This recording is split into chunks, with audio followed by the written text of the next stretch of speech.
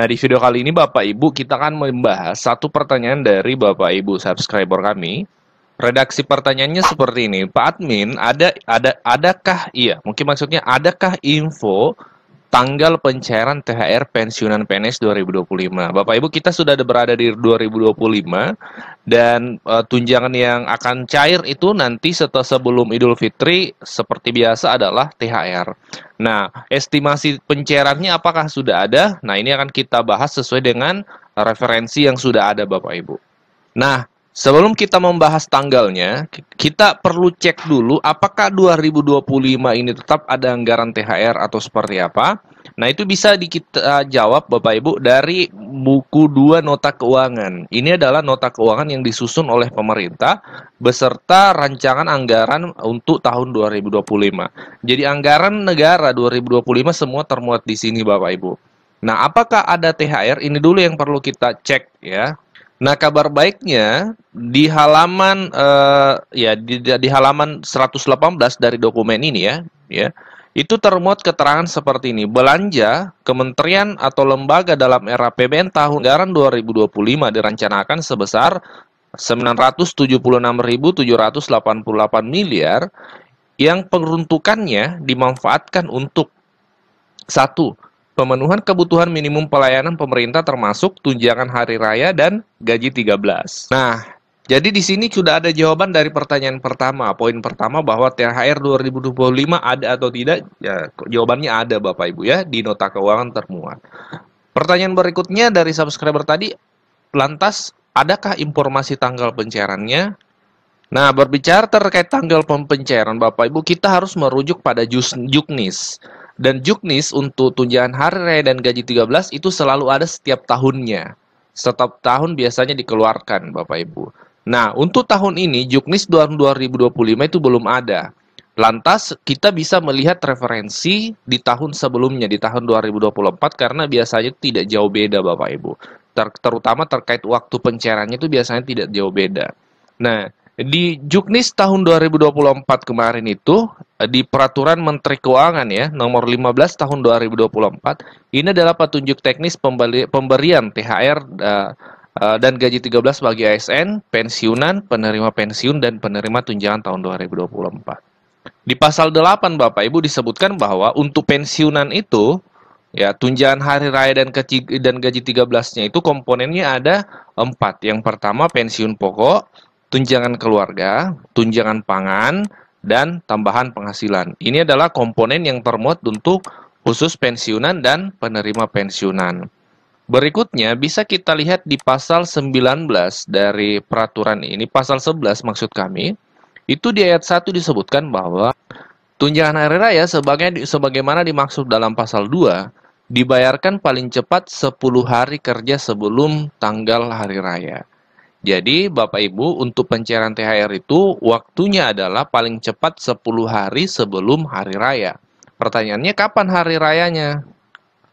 Nah, kalau kita lihat kalender 2025 Bapak Ibu, hari raya Idul Fitri itu perkiraannya di antara sekitar tanggal 30 atau 31 Maret Bapak Ibu ya.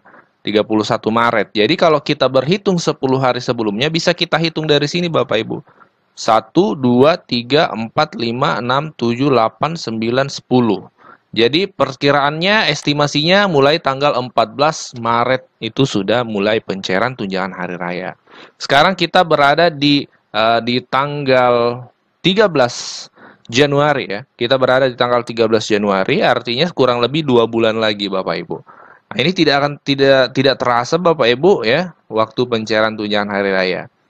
Jadi estimasinya kalau kita berdasarkan Juknis tadi itu berarti perkiraannya antara tanggal 14 mulai tanggal 14 Maret Bapak Ibu seperti itu. Tentu akan ada Juknis tahun 2025 ini karena belum dirilis. Nanti kalau sudah dirilis kami akan langsung sampaikan kepada Bapak Ibu semua. Jadi Bapak Ibu terjawab ya pertanyaan dari subscriber ini. Untuk 2025 kita ketahui ini adalah masa pemerintahan pertama dari Pak Prabowo untuk pencairan THR ya kan. Nah, kemarin ada pertanyaan apakah THR dilanjutkan di 2025 mengingat Presiden sudah berlanjut. Jadi jawabannya tetap berlanjut Bapak Ibu ya, karena di nota keuangan tadi RAPBN sudah ada. Dan dokumen yang lain dari yang sudah dikeluarkan oleh pemerintah juga menerangkan hal itu.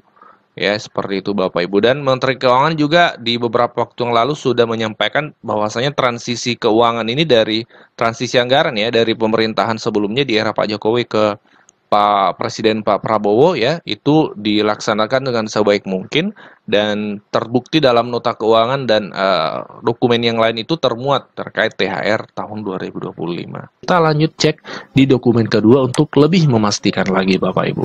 Dokumen yang sudah disusun oleh pemerintah terkait anggaran tahun 2025. Salah satunya adalah Kerangka Ekonomi Makro dan Pokok-pokok Kebijakan Fiskal tahun 2025.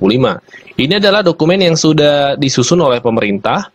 Ini totalnya 352 halaman Bapak Ibu ya, tapi tidak perlu khawatir kita tidak akan baca satu persatu karena tentu akan sangat banyak ya. Tapi kita akan fokus ke poin yang menjadi pertanyaan dari Bapak Ibu subscriber. Nah, pertanyaan Bapak Ibu subscriber itu bisa terjawab di halaman 93 daripada dokumen ini. Disebutkan di sini arah kebijakan untuk belanja pegawai tahun 2025 difokuskan. Nah, difokuskan untuk apa? Yang pertama, meningkatkan efektivitas dan efisiensi birokrasi dan seterusnya. Nah, di kedua ya, poin kedua, arah kebijakan 2025 anggaran belanja pegawai, meningkatkan kualitas belanja pegawai dengan tetap, nah, ada redaksi, dengan tetap menjaga konsumsi aparatur negara antara lain pemberian THR dan gaji atau pensiun ke-13. Nah, jadi berdasarkan dokumen ini, kekhawatiran Bapak Ibu, pertanyaan Bapak Ibu terkait THR dan gaji 13 2024 itu terjawab bahwasanya memang 2025 THR dan gaji 13 ini sudah dianggarkan oleh pemerintah. Dan berdasarkan paparan dari Menteri Keuangan bahwa untuk nota keuangan atau RAPBN tahun 2025 yang disusun saat ini itu memang sudah dikomunikasikan antara presiden saat ini dengan presiden terpilih Pak Prabowo Subianto kan. Untuk postur APBN ini menggambarkan amplop besarnya. Tapi beberapa spesifik memang mohon maaf belum bisa dispesifikkan karena ada kan nanti memberikan kepada pemerintahan baru mengenai bagaimana nanti format kabinetnya, siapa yang akan in charge untuk program apa. Itu ciri dari transisinya itu tadi. Tapi kami terus berkoordinasi dan berkomunikasi sehingga kalau sampai kemudian sudah ada keputusan politik dan kemudian ada keputusan secara birokratis yaitu badan atau siapa yang akan ditunjuk, kita langsung bisa mendukungnya melalui anggarannya. Itulah yang kita sebut transisi melalui sinkronisasi.